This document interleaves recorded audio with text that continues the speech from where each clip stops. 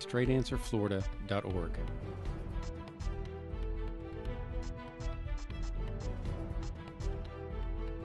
Hi, I'm Mike Herodopoulos, President of your Florida Senate. And today we're going to be starting a new show, an open dialogue with you about how we turn around this country, our state, our nation, so that our kids are blessed with the exact same opportunity that each one of us watching this show has been blessed with. We'll focus on the issues that are most important to you. Send in your emails, your comments, your questions, so we can answer questions, so you can make an informed decision about your future and about your kids' future. Because we're at that breaking point right now. Huge deficits, massive unemployment. The only way we solve problems is with great information. And this show is designed to do just that, provide you with high quality information based on your questions so you can make informed decisions.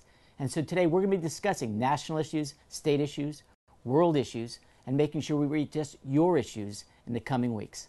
Again, this is Mike Herodopoulos, your Senate President, and let's get right to the national news. Recently, they formed what's called the Super Committee, a committee of 6 Republicans, 6 Democrats, half from the Senate, half from the United States House of Representatives, designed to reduce the overall budget deficit.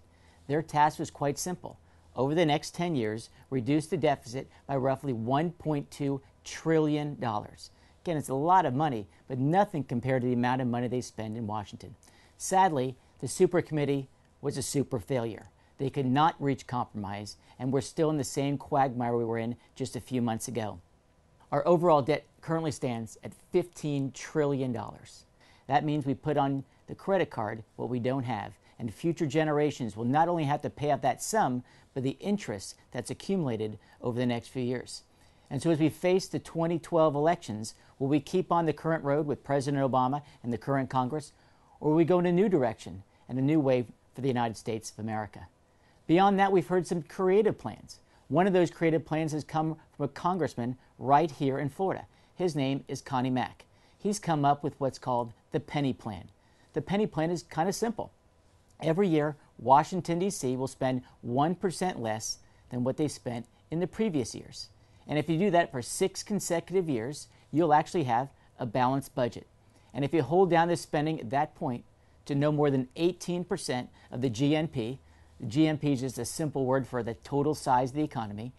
If we keep it at 18%, we'll have a balanced budget for generations to come.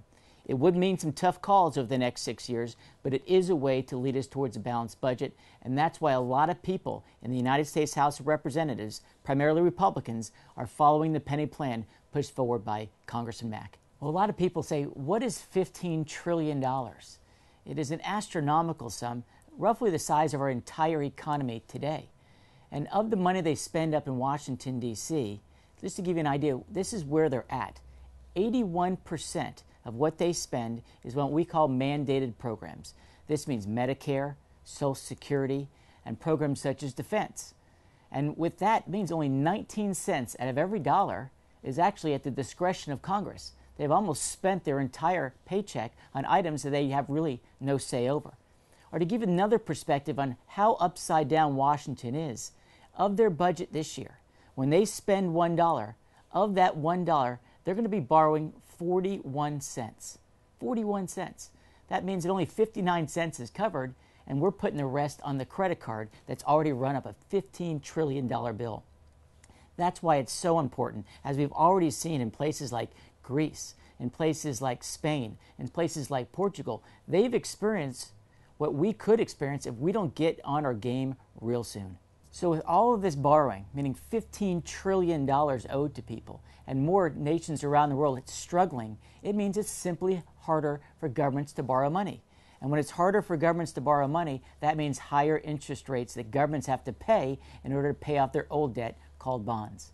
And that means when you and I want to go get a loan, it's harder and harder because the government's the one borrowing all the money. And if the banks can simply borrow money with the government, why would they ever give you a loan? This is causing a spiral effect, which is making it more and more difficult to solve problems in Europe, solve problems here in America. And to give you a real-life example, a small town in Alabama recently went bankrupt because they couldn't afford to pay off their bonds anymore. This is not just a big city issue. If you remember, of course, the debt crisis in New York City back in the late 70s, this is Alabama we're talking about. These are small towns, medium-sized towns that are struggling to make their debt payments because we have a weak economy and it's harder and harder for people to make loans. And when you don't get money into circulation, you lose the liquidity in the market, and when that's done, people stop buying items and more job loss follows. That's why it's so important that the national government stop borrowing so much and why foreign governments stop borrowing so much. This way, there's more available capital for you and I to make investments in small businesses. Because when you think about it, it's not the big corporations, let alone the government, that's going to create the job. It's going to be the small mom and pops who take out that small loan and invest in their future. And so when the governments are taking all the capital, we lose the capital for the entrepreneurial spirit right here in America. Whether it be in small towns or in large towns, we need to have that capital experience in formation so that people can take that risk, take that chance, be the entrepreneur, and make the emerging changes we need to turn around this economy. So when you go to borrow some money, when you go to your local bank to try to get that loan, you're not competing with other businesses, you're competing with other nations. And you can't compete with big nations, whether it be France, or let alone, of course, Italy that's struggling, or of course, the United States of America. These are nations that are taking away your ability to get the capital you need to start that new business or expand an already successful business. So to put in regular terms, because the government is borrowing so much money, your interest rates will be higher, or you simply won't get the loan. Right here in Florida, we've been through the highs and lows of a strong and now weak economy. At the best part of our economy, back in 2006, we had an unemployment rate of about 3%, which is about 1% less than the national average. Sadly, since that time, it has spiked. In fact, December of last year, we had the highest unemployment rate in over 25 years at 12%. The good news is the fact that it's down now to 10.3%. The bad news is we really don't see it getting much lower over the next coming months, especially on the Space Coast, with the loss of the jobs of NASA and really the uncertainty that exists with a weak economy, let alone the overall budget shortfalls we're experiencing on the national and the state level. Meanwhile, on the national front, we're seeing, again, a slight dip in the unemployment rate, but nowhere near the expectations that people had following the 2008 elections, especially after the stimulus, which pumped billions and trillions, for that matter, into the economy, but to no real effect. Well, a lot of people might ask, so what does that mean to me? How does this compare historically? During the Great Depression, the unemployment rate stood at roughly 25%. And it was a number which literally took until after World War II to get down below to a number that we might recognize today. But since the end of World War II, the sustained unemployment is as bad as it's ever been since the days of Jimmy Carter. In the days of Jimmy Carter, of course, we had high unemployment, high inflation, and high interest rates. And it took a real reformer like Ronald Reagan to turn around. But even then, it took 4 to 5 years to really get it to the single-digit numbers that we come to expect in a modern economy, the 5 and 6 and 7%. That would make it more acceptable, at least more manageable, given our massive budget shortfalls in Washington and the pressures that each state faces right here. So when we speak about mandated programs, we're talking about a program like Medicare. For those who don't know, roughly 2% of your paycheck goes to Medicare. It's for people over the age of 65 who have long paid on their payroll taxes. It means in a common sense way this: when you're actually making those payments every year from age, let's say 18 to 65, 2% of your paycheck goes up to pay for Medicare.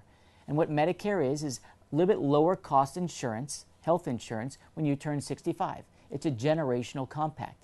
So if we're going to really cut the budget, we're going to have to look at a program like Medicare, which is a true user fee, meaning you have, of course, paid into that system for so many years, 18 to 65, of course, 47 years. And if we make a cut in Medicare, this means your health care costs when you become a senior citizen will be more. And so if we're going to truly cut the budget, we're going to have to look at a program like Medicare.